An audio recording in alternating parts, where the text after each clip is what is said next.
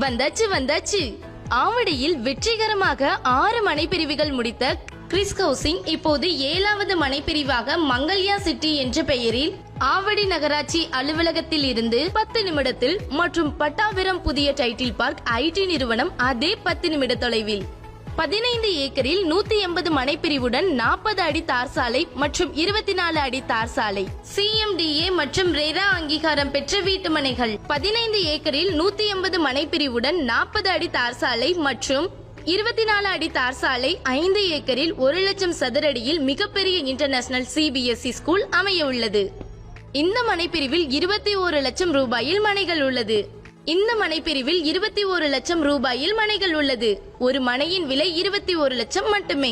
திருப்பியும் சொல்றேன், 21 லட்சம் மட்டுமே.